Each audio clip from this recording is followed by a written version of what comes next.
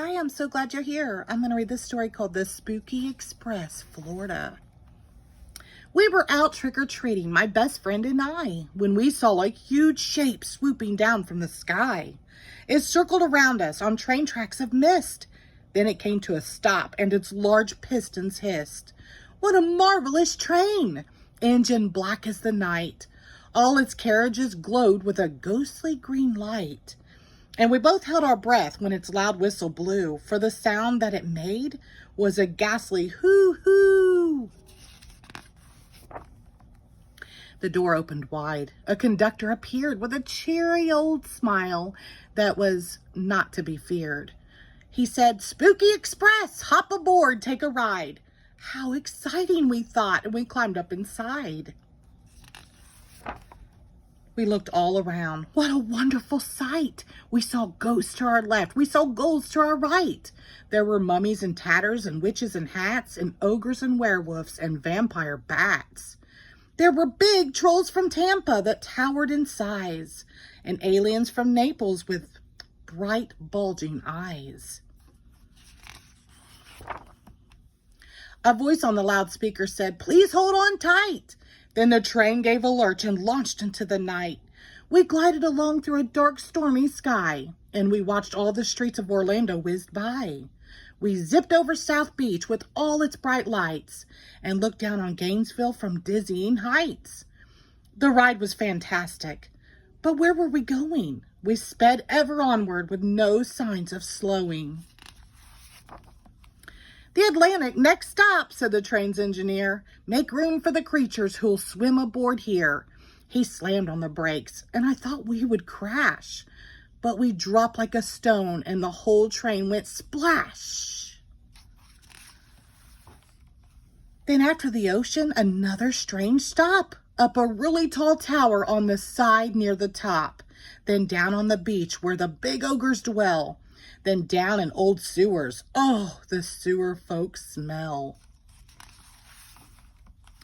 As we raced to our next stop, the train turned too fast, and I saw through the window a pumpkin whiz past. The ghost started howling. "What happened?" I said. "We're doomed," cried a witch. "That's the engineer's head." Uh-oh. If the engineer's headless, he can't steer the train, for his head's where he keeps both his eyes and his brain. He yanked levers forward. He jerked levers back. The train started wobbling all over the track. We swerved around buildings. We darted past trees. The speed of the turns made us weak at the knees. While everyone panicked, I stood up and said, "With the help of some friends, we can go get that head." "Miss Witch," I said calmly, "your broom, if I may."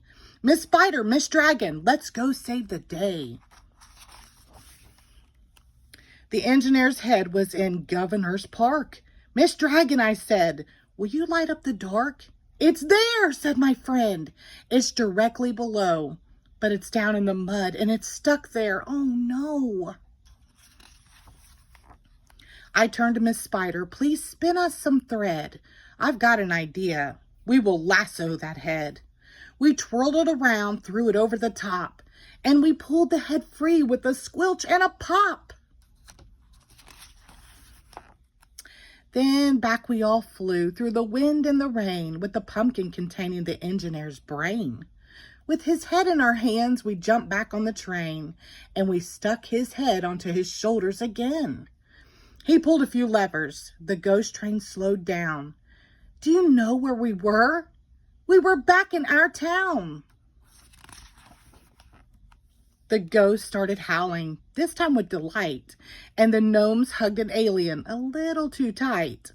The wizards shot sparks that were orange and green, and they cried, "Well done, children, you saved Halloween." We'd be stuck on this train had you not been so daring. But now we can stop in each town and go scaring.